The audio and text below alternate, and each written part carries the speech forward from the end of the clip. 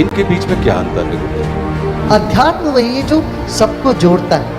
आवश्यक नहीं है कि इस जगत में प्रत्येक व्यक्ति धार्मिक हो, लेकिन ये तय है कि प्रत्येक व्यक्ति आध्यात्मिक है। वो बोले मेरा वर्षों की जो संशय था वो खत्म। बहुत सारे रास्ते हमारे भ्रम के निवारण का कारण हो सकते हैं, लेकिन वर्तमान परिप्रेक्ष्य में ये बहुत सारे रास्ते हमारे भ्रम का कारण हो रहे हैं, तो इसका निवारण कैसे हो सकता है? यदि सच्चाई एक होता तो वो एक ही रास्ता तो एक ही होना चाहिए। कि बुद्धि और मन, इनके बीच में क्या भेद है? हम बुद्धि के परे जाने से हमें मौन का अनुभूति होती है। विश्वास, श्रद्धा और आस्था, जिनके ऊपर पूरा हमारा जीवन खड़ा हुआ है, तो इनमें क्या अंतर है? देखिए, जब भी आप किसी शब्द का प्रयोग करते हैं, यदि तीनों का अर्थ एक होता तो आप तीन शब्द का प्रयोग करने की ज़रूरत नहीं थी। तो उसकी परिभाषा आपने कुछ सोच के ही बोला है। तीन चीज़ पर विश्वास की आवश्यकता है। एक तो आप अपने पर, आत्मा पर विश्वास, और समाज में अच्छे लोग हैं, अच्छाई की जीत होगी, इस पर विश्वास, और तीसरा एक अदृश्य शक्ति पर विश्वास। ये तीन तरह का विश्वास जीवन में आवश्यक है। आप इसको एक को आस्था बोलिए या एक को श्रद्धा बोलिए, एक विश्वास बोलिए, कुछ भी बोलिए, मगर ये तीनों जीवन में आवश्यक है। कि खुद पर विश्वास नहीं होता तो ये बीमारी हो जाती, वो एक तरह की साइकोलॉजिकल बीमारी होती है।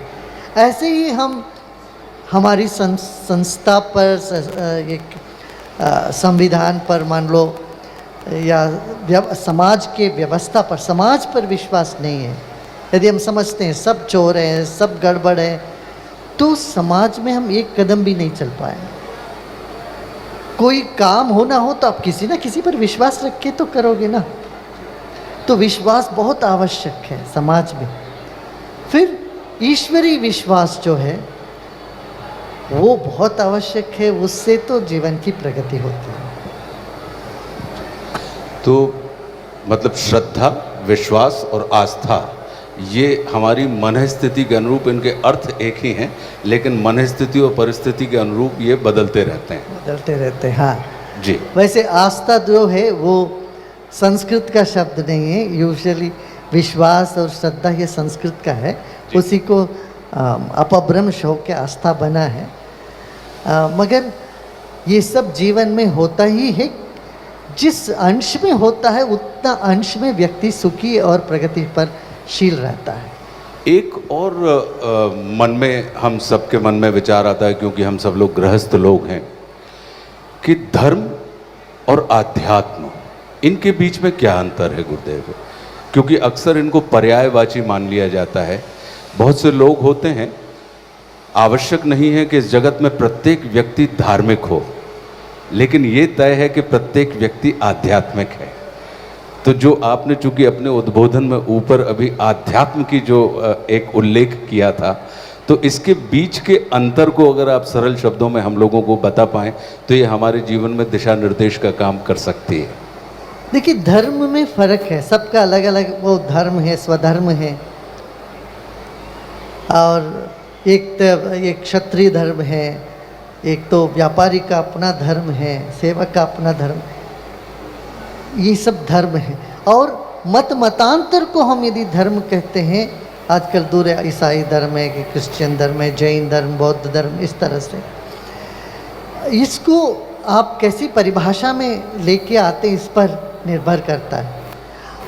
यदि मतांतर इन सबको कहते हैं, धर्मो धारयते प्रजा, जो प्रजाओं को थाम के रखता है उसको धर्म आप कहते हैं, तो वो धर्म जो है मूल तत्व है, जिसके जरिए जीवन सुगम पूर्वक समाज में चल सकता है। और अध्यात्म वही है जो सबको जोड़ता है, जिनमें आत्मीयता जगती है, सब अपने लगते हैं, वो अध्यात्म है। जिस ज्ञान से तनाव मुक्त हम होते हैं, जिस ज्ञान से हमारे भीतर स्फूर्ति, ऊर्जा, संतोष, ये सब उत्पन्न होता, वो अध्यात्म है। भगवान कृष्ण गीता में बहुत साफ साफ इन बातों पर कहा है। आध्यात्म विद्यानाम सभी विद्याओं में अध्यात्म विद्या सब श्रेष्ठ है। हमारा जो देश है उसने सर्वाधिक दर्शन दिया है पूरे विश्व को। विश्व के पास इतना अधिक दर्शन जितना भारत ने विश्व को दिया है, इतनी अधिक दृष्टि हाँ। वो दुनिया के किसी भी देश ने नहीं दी है। तो हमारे पास चूंकि बहुत सारे रास्ते हैं और बहुत सारे रास्ते हमारे भ्रम के निवारण का कारण हो सकते हैं, लेकिन वर्तमान परिप्रेक्ष्य में ये बहुत सारे रास्ते हमारे भ्रम का कारण हो रहे हैं, तो इसका निवारण कैसे हो सकता है? मैं एक बात आपको इसमें एक घटना आपको सुनाऊंगा। आपने सुना होगा इराक के जो धर्मगुरु अयतोल्ला खोमेनी थी, उनके जो राइट हैंड आदमी है, उनका बहुत खास व्यक्ति बेंगलुरु आया हमारे पास। अभी कोई 30 साल पहले की बात है, अभी का नहीं।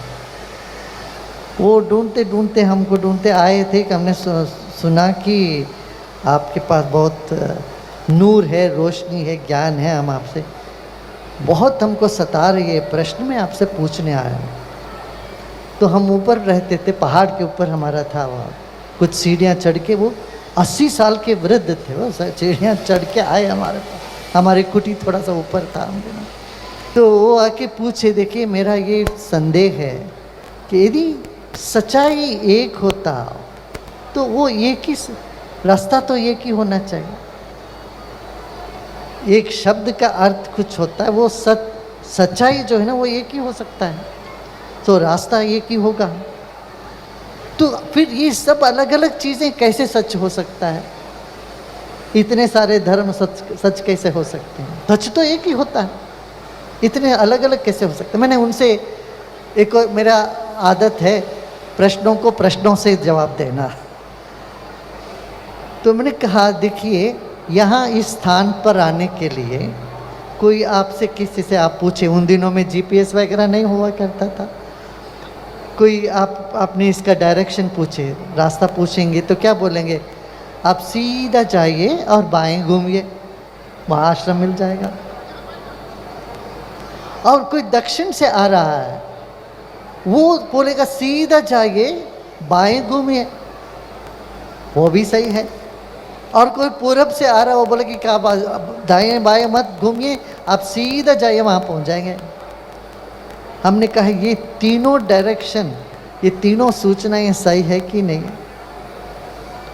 वो बोले मेरा वर्षों की जो संशय था वो खत्म हो गया। धन्यवाद देके वो गए और बोले हम तो सोचते थे भगवान को पाने का एक ही सही रास्ता होना चाहिए। मैंने कहा ऐसा नहीं, यही तो जैन धर्म में भी अनेकांतवाद का यही तो रहस्य, स्यातवाद का यही जैन धर्म कहता है। सनातन धर्म में यही एकम सिद्ध सत्विप्रा बहुधा वदंती, एक सत्य है, उसको अलग अलग तरह से तुम देख सकते हो। ये जो ज्ञान है वो भारत ने ही दिया है दुनिया को। आपने बहुत अच्छी बात कही। हम लोगों के सामने जो संकट खड़ा हो जाता है वो खड़ा ये होता है कि जैसे हमसे ये कह दिया गया कि 100 जो योगफल है वह महत्वपूर्ण है, योगफल।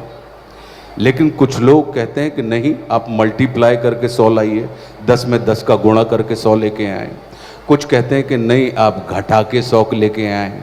कुछ कहते हैं कि नहीं, 10 में 10 बार 10 जोड़ो वो 100 है।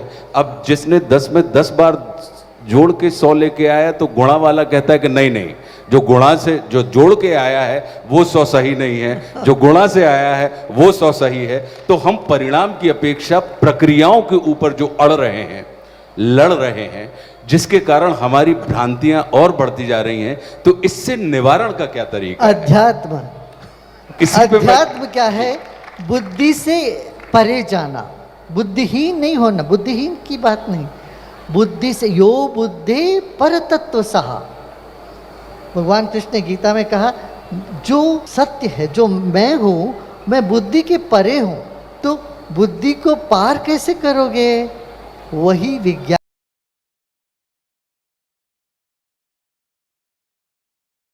कि बुद्धि और मन, इनके बीच में क्या भेद है, हम कैसे इसके परे चले जाएं, वो क्या प्रक्रिया हो सकती है? अंतःकरण चतुष्टय बोलते हैं। हमारे 4 अंतःकरण का 4 क्रिया है, ये 4 तरह के वो अपने आप को पेश करते। एक तो मन है, मन माने अभी मैं जो बोल रहा हूँ आप सुन रहे हो, कानों से सुन रहे हो। यदि मन कहीं होता तो शब्द तो कान पे पड़ेंगे मगर आप सुन नहीं पाते हो। जिससे हम देखते हैं, जिससे सुनते हैं, सूंघते हैं, 5 इंद्रियों से जो हम परसेप्ट करते हैं माने अनुभव करते हैं, ये मन है। ये अनुभव तो किया, पीछे बुद्धि कहती है कि ये नहीं ठीक है, ये नहीं ठीक है, ये सही है, ये सच है, ये बुद्धि है, मैं इसको मानूंगा, इसको नहीं मानूंगा। तर्क वितर्क ये जो करता है ये बुद्धि है। फिर चित्त जो है, जो स्मृति को पकड़ के बैठ जाता है, वो चित्त है। आपने ये देखा संगम, यहाँ देखते बड़े आपको अरे वहाँ पर भी एक संगम है, वो याद आया।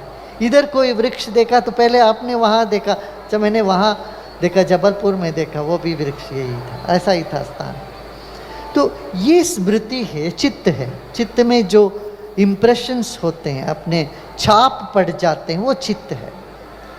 फिर अहंकार, अहंकार क्या, मैं हूँ, मैंने कहा इसलिए ऐसा होना चाहिए, मैं ही सब कुछ हूँ, मेरी बात मानो। तो ये जो है ना, ये अहंकार है। अहंकार में भी फिर राजसिक है, सात्विक है, तामसिक है। तो बुद्धि और मन का यही भेद समझिए।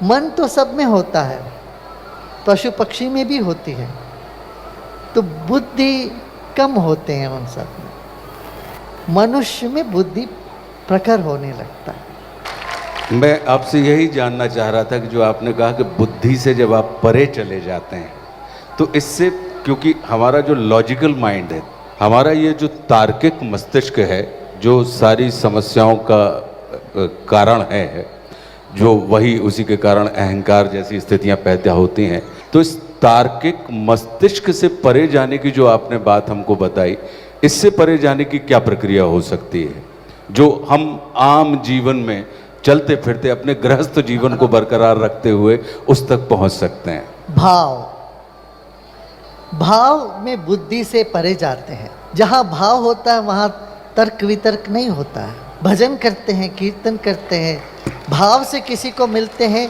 तो उस वक्त कभी तर्क नहीं करते। जी देखिए, हम सब पैदा होते ही भाव जागता है। पहले एक बच्चा कभी नहीं सोचता मेरे माँ कौन सी स्कूल में पढ़ी है क्या।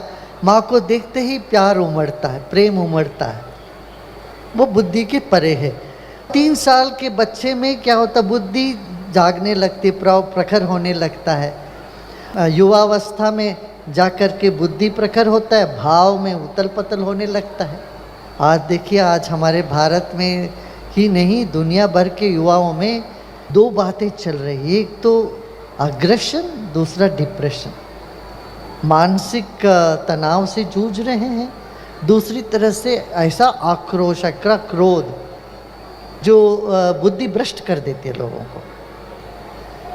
तो अभी बुद्धि के परे जाने से हमें मौन का अनुभूति होती है। आप देखेंगे, आप सरस्वती की जो मूर्ति है उसमें 3 बातें आपको देखने को मिलेगी। क्या, एक हाथ में पुस्तक है, ये तर्क है। दूसरे हाथ में जपमाला है, ये ध्यान का है। मंत्र जाप करते करते मन के बुद्धि के परे हम जाते हैं। और बाकी 2 हाथों में साज है, गान है। तो गान, ज्ञान और ध्यान, ये तीनों होने से जीवन में पूर्णता है।